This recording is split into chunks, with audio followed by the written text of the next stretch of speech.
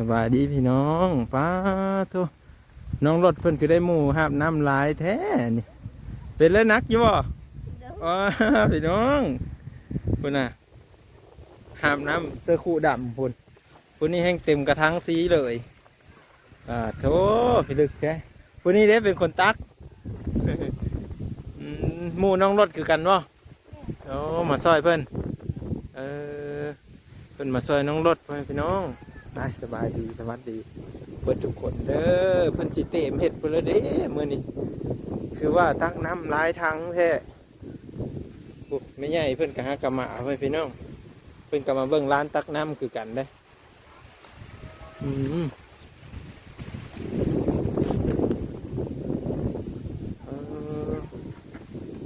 หาผู้ละผู้สองผู้ไปพี่น้องมีแต่สาวๆตักน้ำมีแต่ร้านสาวตักน้ำน้องไปเท่าน้อเพิ่นตักเฮ็ดเพิ่นนี่คือหลายอันแท้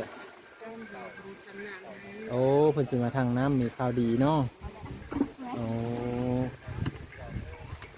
เลยเต็มพูยมีแต่คนเก่งๆมีแต่คนดุว่ากันห้ามมาตั้งว่าไก่ประมาณอยู่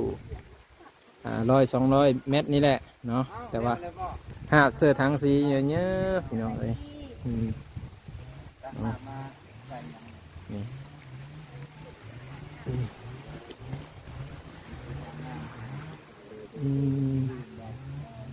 ข่าวดีแล้วท่านผู้ชม น้องรถมีข้าวดีแล้วเตรียมกัน ตักได้เศร้าคุณบ้านี่ เต็มเลยเนาะ โอ้ยบ่ได้มา เดี๋ยวมาทำมันน้องเพื่อนทำกันเท่าอีกแล้วคือได้เตียงงามแท้เตียงผู้ใดได้ซื้อมาให้นี่จืดเยอะสบายดีก่อนมาพี่ก่อนที่อย่าเข้ามือเอิญหมู่มาก่อนน้องรถสบายดีพร้อมกันดูสบายดี โอ้ยเพื่อนบอกงามแท้ผู้นี้เห็ดไปร้อยผู้นั้นก็งามผู้นี้ก็งามเนาะ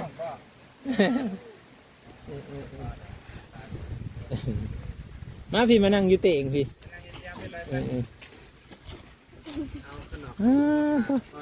ผู้น้อยนี่คือวันนี้มันงามแท้ชื่อนั่นเราก็ลืมเลยนุ่นน้องนุ่นแม่ไปใส่เลยนั่งโดนแดกค่อยว่านี่เจ้าไหนเจ้ายืนเจ้าลุกลอยขาฝากคะแนนเอาขนมอันนี้มาฝาก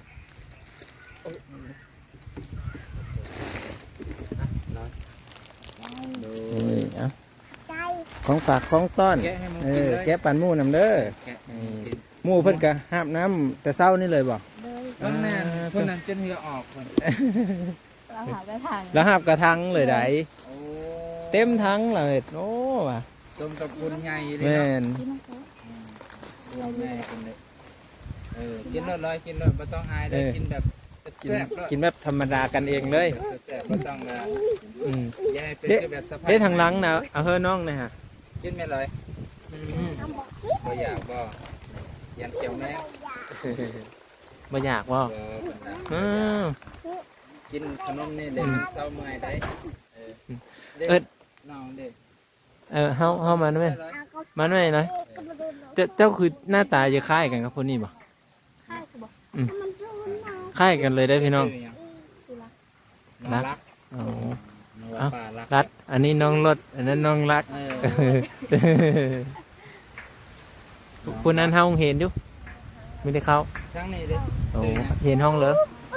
น้องพาจบนะอันนั้นได้จ้ะสองคนนะก็คล้ายคือกัน2 คนนี่ก็คล้าย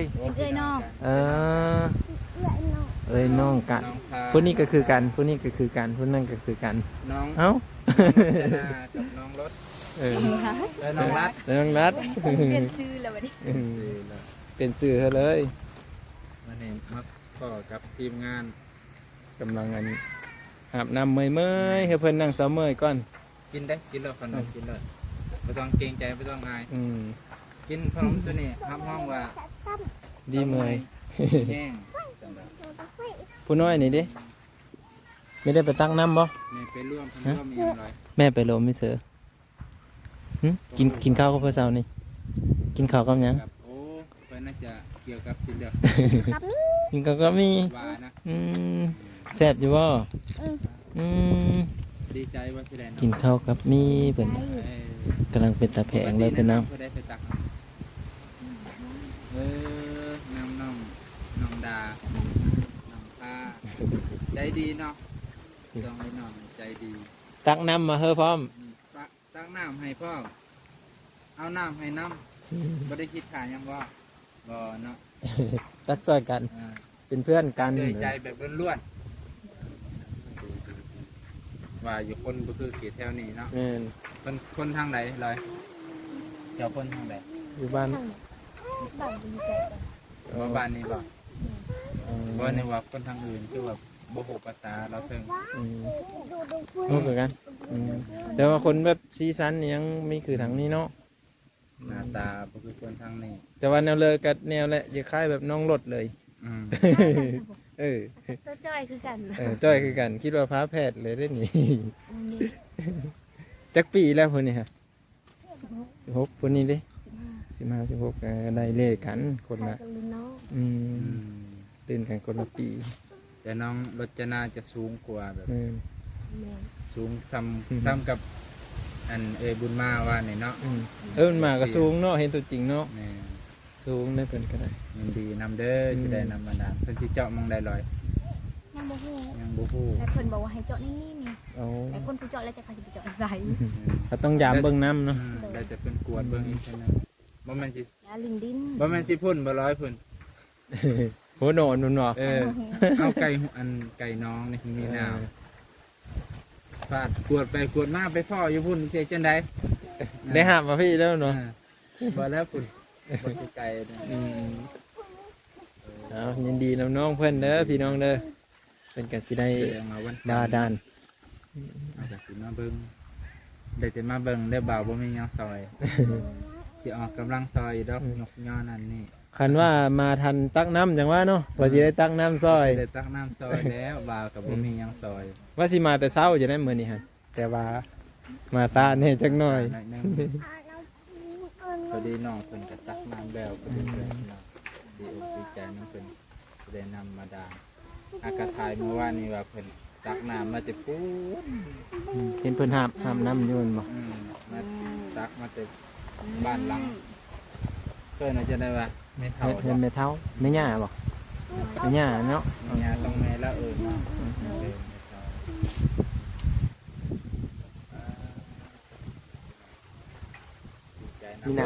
ลืมเอาอันนี้มาฝาก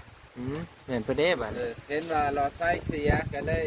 เอาหลอดไฟมาฝากเสียบอกเพื่อน โดย มันได้บ่นี่บอก โดยมันบ่ฮู้ บ่หุงเลย เลยมันหุ่งแบบยินเอา หินแบบพอดีจกตากันเล่น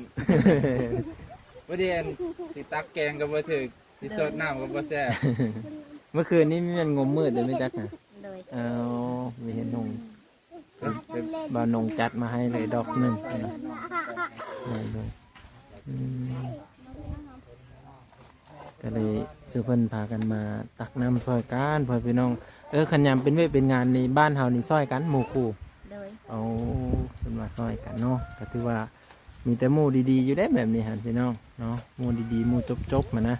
มาแล้วก็มีแต่คนขยันนั่นแหละเนาะก็คือเพิ่นมาซอยกันตักตั้งแต่เช้านี้เลยบ่ เลย ทีโท4 คนกับผู้3ผู้อีกพี่น้องได้ผู้ละจังหาบเด้หลายหาบเติบอยู่แล้วเนาะ เนาะว่าหาบน้ำนี่ก็ผู้มีเคยหาบนี่ก็ของไงเอาบ้ามาห้องเสื้อแล้วแหละเจ็บ เจ็บบ้าอยู่เด้อเนาะ จักว่าน้องเฮ็ด จะมีต่อให้เลยบ่ ติดตั้งเป็นอยู่ว่า มีแต่ผู้หญิงเลย บ่เป็นเนาะสัตว์ขึ้นไปเทิงไปสิเห็นได้ไหม เดี๋ยวขึ้นไปน้ำบ้าเพิ่นก็ได้เดี๋ยวให้บ้าเพิ่นติดตั้ง หันมันสิสอด แต่ว่าไผอยู่หั่นยังมีอยู่เนาะ ใครอยู่เทิงมีบ่ เลย เขายังมีอยู่ ไปสั่นขึ้นไปเทิง เดี๋ยวเจ้าขึ้นไปแล้วก็เบิ่งน้ำบ้าก็ได้ เจ้าของเฮือนเดี๋ยวขึ้นไปต่อ ผู้น้อยนี่ไม่หนาวบ่อยเลยห หนาวอยู่มีหนาวโอ้มีหนาวเฉยผู้นั่นเด้มีหนาวคือกัน นี่หนาว มีหนาวเขาเจออยู่ไอ้เบานี่เขาเจอบ่เข้าใจบ่เออเป็นเขาเจอนี่บ่เขาเจอ เข้าใจอยู่แต่บ่เขาเจอ เนาะไปกินเพื่อจังหวะแคลเฮนมันนี่ นุ่มน่ะ กินขนมแบบนี้เรือขนมบ่แม่นแบบนี้ ก็คงจะไปซื้อขนมให้แบบนี้ตลอด โอ้แล้วแบบกินแล้วมันเฮี้ยนเท่าเลยบ่คันเบ้ากินร้ายได้เบ้ากับเฮี้ยนคือกันบ่เอ๊ะ เยี่ยนแหละ เฮี้ยนจ้ะบ่อย่ามันบ่เฮี้ยนแบบเจ้าอันติมันสิเฮี้ยนอยู่บ่เมื่อก่อนสิไปซื้อกิน วันนี้เนี่ยวันนี้คือว่าเฮี้ยนน่ะวันนี้ก็กินคือกันมีแต่เจ้าเฮี้ยนบ่ได้เอาเพิ่นเลยได้เอาเสื้องามมาให้นี่แม่บุญบ่ซื้อเอง บา เพิ่นได้ซะชื่อเพิ่นอยู่ อืม แม่หยัง อันนั้น แม่บุญ บัวนะคะบัวแม่น บ่าวแอนบ่แม่นชื่ออยู่บ่ผู้เอ้ยได้ชื่ออยู่บ่าวแสนนี่ ชื่ออยู่บ่าวหยังวะนี่ บัวแซ่บ เออ บ่าวแสนเพิ่นว่าเพิ่นชื่ออยู่ได้อเนาะกำลังเป็นตาฮักกำลังเป็นตาแผงแน่สำนี่เนาะจ้าเอ๋เฮ้ยเขาอยู่โรงเรียน นี่ อย่าว่าไปโรงเรียนนำเอ้ยคัน อีพ่นบัวหายล่วง ฮะ อีพ่นบัวหายล่วงนะ บ่ได้โรงเรียนน่ะบ่ให้ไปนำ อืม อืม หัวดื้อเกิน ดื้อเกิน ก็บ่ดื้อแหละ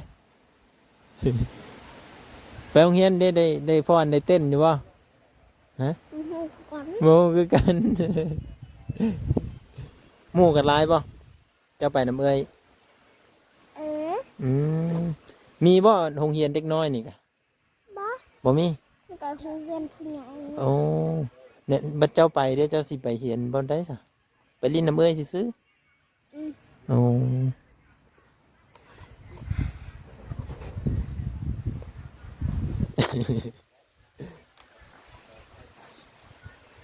แก้วเฮียนก็กินขนมหลายเพิ่นว่า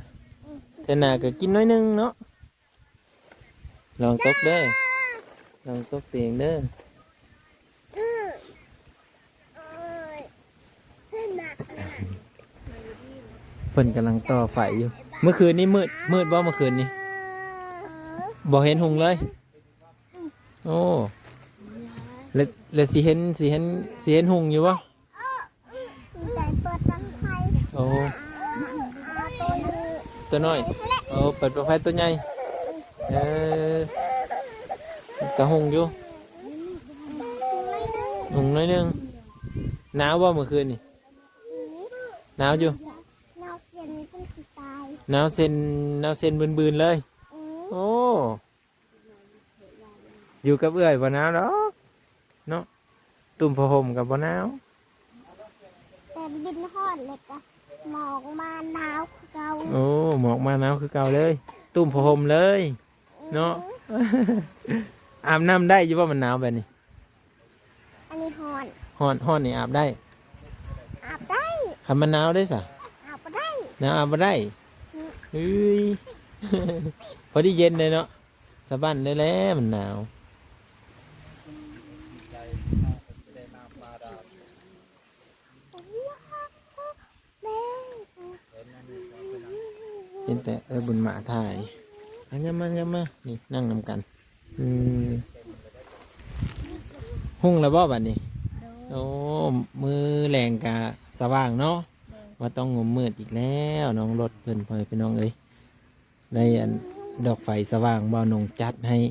1 ดอกเนาะหุ่งสว่างเลยมือแรง กินเพื่อไฟน้ำ เห็นหุ่งเลยเนาะ ได้เห็นเด้อหลายเด้ออืมน้องนดเพื่อนน้องนดคนนี้บ่า นุ่น น้ บ่ องนุ่น คนนี้ซื้อนุ่นคนนั้นซื้ออันพดโอ้น้องพดน้องนุ่น คนบกนี่บ่า เอ้ย น้องปวดน้องนุ่น น้องนนท์นี่น้องนนท์นี่คือกับคนอยู่ไทยนะชื่อ อืม ชื่อยังไงนนท์ อันเดอร์ที่เป็นเพลงนะว่า อ่า เออซื้อมีแต่ซื้อมันหมดเนาะเพื่อตั้งซื้อเฮ้ยแม่ตั้ง เออ แต่ว่าเพิ่นว่ามันมีคือคนทั้งนี้เลยจักดีแบบคือคนในเมืองเลยนะ อันร้อยเป็นเกิดขั้นพออยู่นี่นะเดี๋ยวประมาณตอนใหญ่ๆนี่จำความพอได้อยู่ป่ะร้อยนิดหน่อย อ๋อน้องกดน้องนุ่น แสด น้อง ว่าร ถ ตอนนั้นเรายังน้อยๆนี่เนาะจักปีคิดว่าตอนพอมันเสีย แต่ยังบ่ได้บ่ ไปแล้ว ได้แล้วชื่อหนาพออยู่บ่ลอยนั่นคือสิบ่ชื่อนี่เนาะแต่บ่น้องเป็นนาจะได้ชื่อเพิ่นน่ะได้ชื่อบ่น้องพด เออเจอเยอะกันนะ ชื่อนาพออยู่แต่ว่าใครที่ว่าเนาะมันยังบ่ลืมพอ